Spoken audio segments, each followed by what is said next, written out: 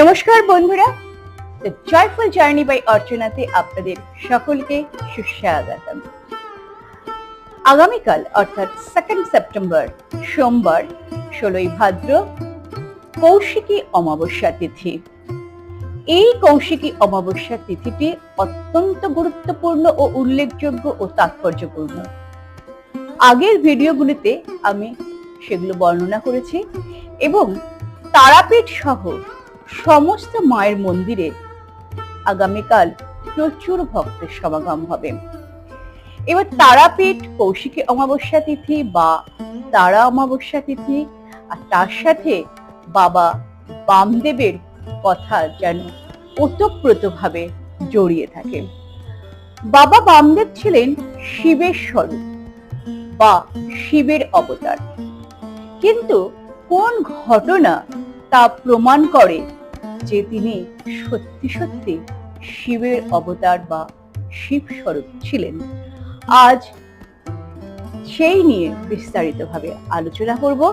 ভিডিওটি ভালো লাগলে অবশ্যই লাইক করবেন, শেয়ার করবেন এবং সাবস্ক্রাইব করে না থাকলে সাবস্ক্রাইব করে পাশে থাকা বেল আইকনটিকে প্রেস করে রাখবেন, যাতে আমার এইরকম ভিডিও নোটিফিকেশন আপনাদের কাছে খুব সহজেই পৌঁছে যায়।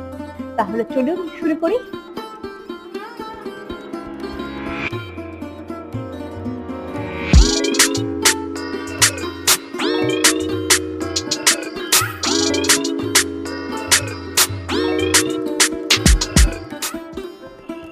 তারাপীঠে আজ যেখানে তারা মায়ের চরণ যুগল রাখা আছে, সেখানে এক সময় অর্থাৎ বহু বছর পূর্বে শিমুল গাছ ছিল। আর এই শিমুল গাছের নিচে ঋষি বশিষ্ঠ মুনি পঞ্চমুণ্ডের আসন তৈরি করেছিলেন এবং সেখানে তিনি তারা মায়ের সাধনা করেছিলেন। ভবিষ্যতে শিব অবতার বামদেব এই আসনে বসেই সিদ্ধি লাভ করেছিলেন।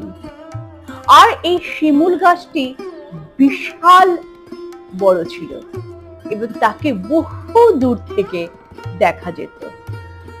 বাবা বামদেবের প্রিয় শিষ্য হরিচরণ গঙ্গোপাধ্যায় তার লিখিত বামলীলা গ্রন্থে এই শিমুল গাছটি সম্পর্কে লিখেছিলেন।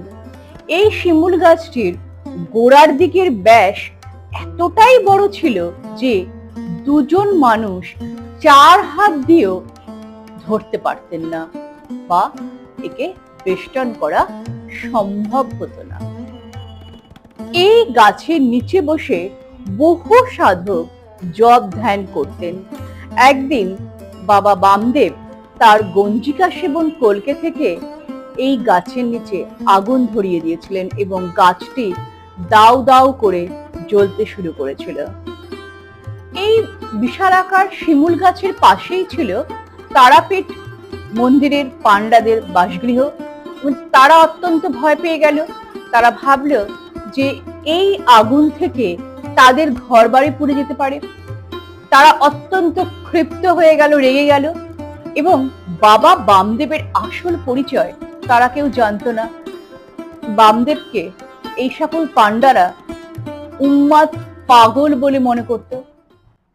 এই বিশালাকার আগুন দেখে তারাপীঠ মন্দিরের পাণ্ডারা এতটাই ক্ষেপে গেলেন যে তারা বামদেবকে মারতে উদ্যত হলেন।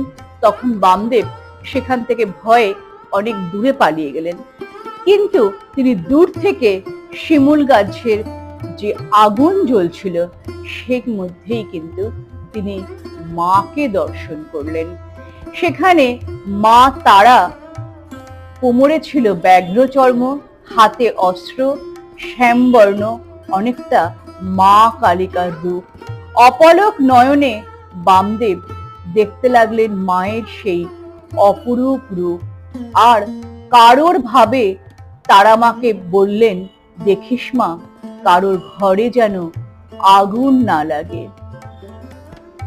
শিবস্বরূপ বামদেব তারামাকে বললেন যে তুই সকলকে রক্ষা করিস।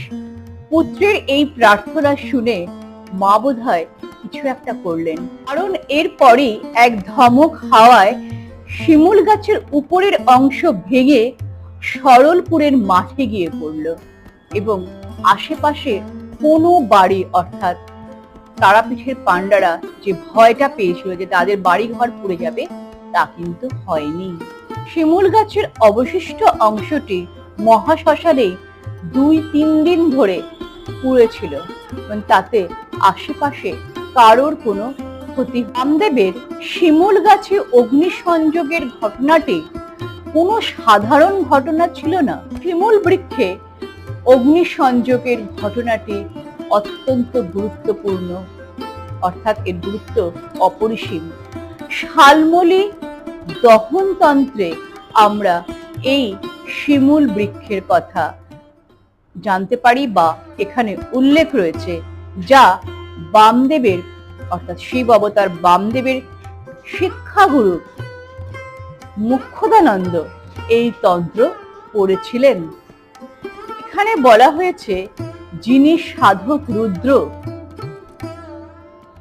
অর্থাৎ সকল সাধকদের মধ্যে যিনি শিবের স্বরূপ, তিনি কলিযুগে তারাপুর অর্থাৎ তারাপীঠের মহাশ্মশানে বিরাজিত সুপ্রাচীন শ্বেত শিমুল বৃক্ষ দহন করবেন। অর্থাৎ শালমলী দহনতন্ত্রে এই ভবিষ্যৎবাণী বামদেবের আবির্ভাবে বহু বছর পূর্বেই উল্লেখ করা ছিল।